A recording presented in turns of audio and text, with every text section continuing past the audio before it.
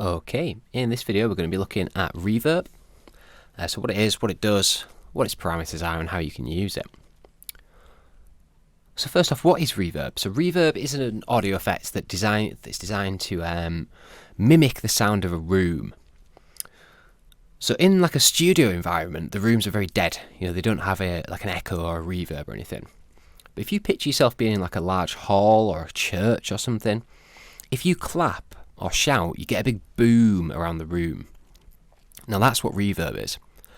Now it's different to echoes or delays. So for instance, if you were under a bridge, you would get an echo, echo, echo, echo. And you'd get them very distinct repeats of whatever you've said or done. Reverb isn't like that. We don't get distinct individual repeats. We just get a sort of boom and a sustain to the sound. So I'll show you that in action. So here's one of the reverbs. So I've gone on to Reverb and I've popped on Space Designer. And the reason that Space Designer is really good is because it's what's called a convolution reverb.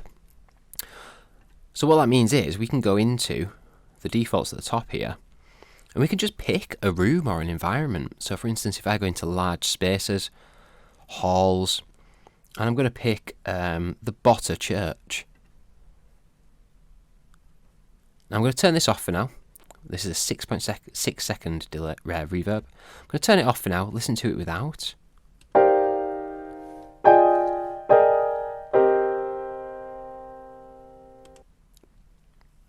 And then I'll turn that reverb on and listen to the difference.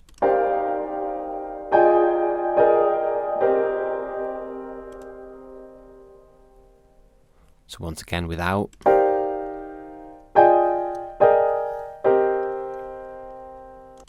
And with.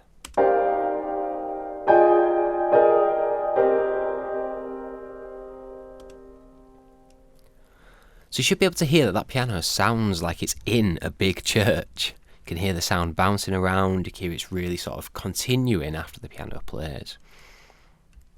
So I'm going to pop on a different reverb. I'm going to use the silver verb so we can look at the parameters.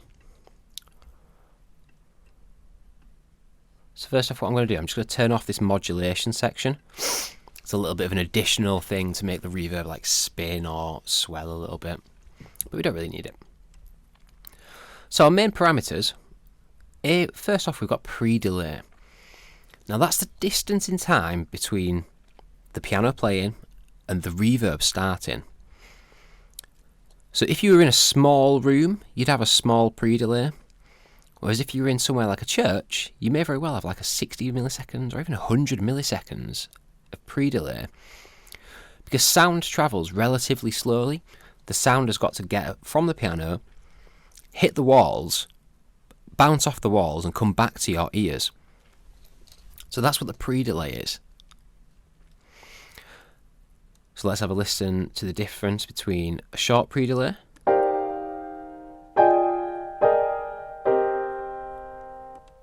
and a long pre-delay.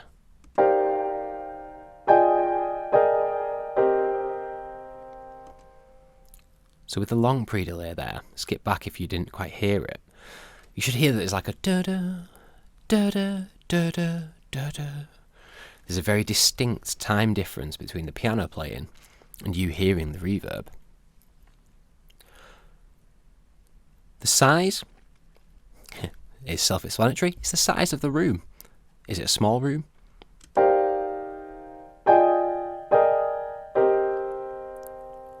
With just a little bit of reverb? Or is it a really big room?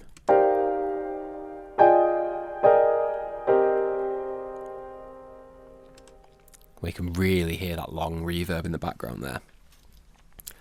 Now I'm going to make this a little bit obvious. I'm going to turn up the wet mix here on the output. Now the wet mix is the reverb, the dry mix being the original signal. And let's listen to the difference that the reflectivity makes. Now this is how much the sound bounces off of the walls. So in a small room or in a fairly padded room, you'd expect a low amount of reflectivity.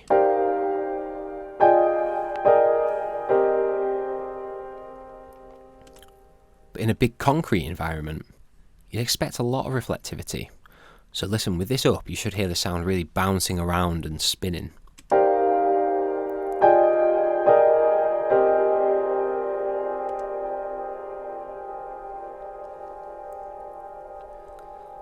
also really extends the reverb time there, because if the sound's bouncing around a lot more and it's not being absorbed by soft furniture or carpets or anything, then it's going to last a lot longer.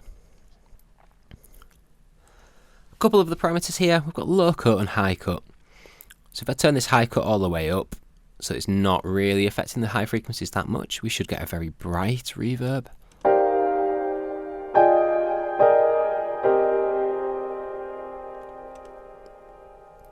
And then with the high cut quite far down, we should get a fairly dull mid-C reverb.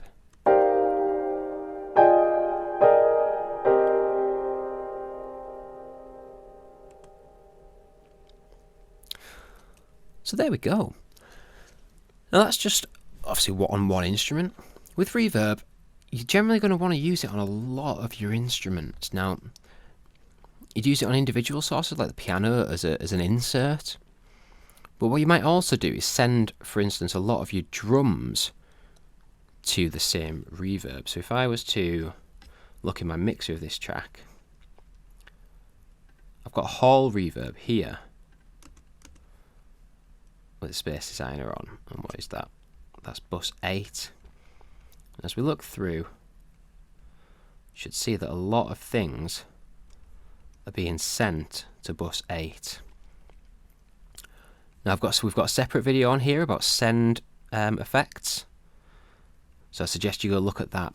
But the purpose of a send reverb is to make everything sound like it's in a same environment. So for instance, all of your drums will want to sound like they're in a small drum room. All your mids instruments will want to sound like they're in a very similar environment. So check that one out, it's well worth watching. Thanks everybody.